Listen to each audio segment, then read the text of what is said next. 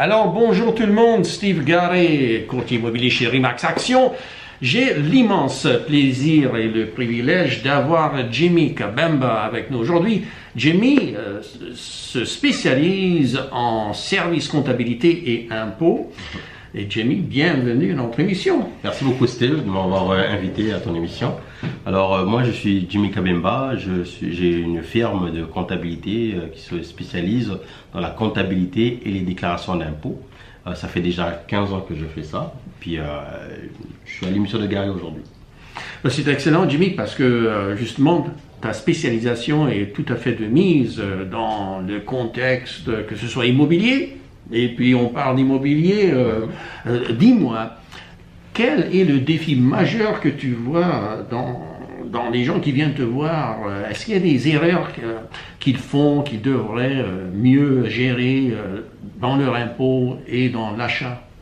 Ben écoute, qu'est-ce qu'on remarque souvent, c'est que les gens ne sont pas au courant de qu'est-ce qui existe comme outil fiscal pour essayer d'aller maximiser au niveau par exemple de l'accès à la propriété pour acheter une première maison.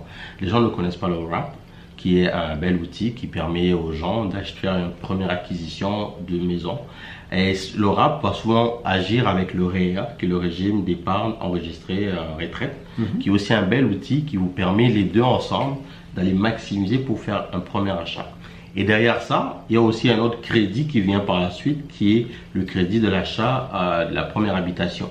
Ça aussi, c'est un crédit de 5 000 qui peut être splitté en conjoint, une seule personne. Et ce crédit donne 750 $ qui va directement jouer sur nos impôts que nous avons payés dans l'année.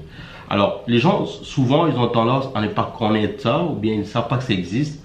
Et c'est dommage parce que ils passent à côté de ces outils-là.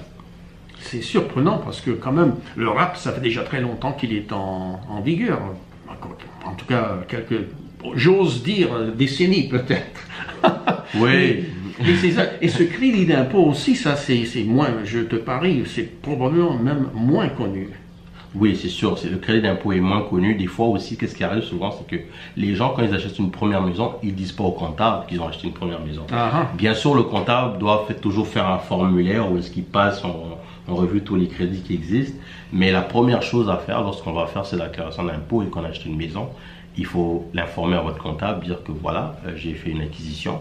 Même des rénovations aussi, pour aller chercher le crédit rénovaire.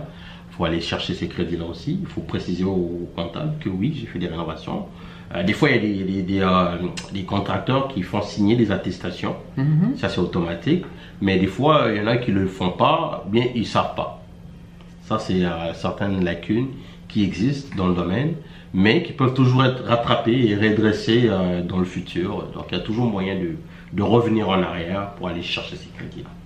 Donc, la sagesse indique, mesdames et messieurs, parlez à votre comptable et aussi, n'oubliez pas, parlez-en à votre courtier immobilier.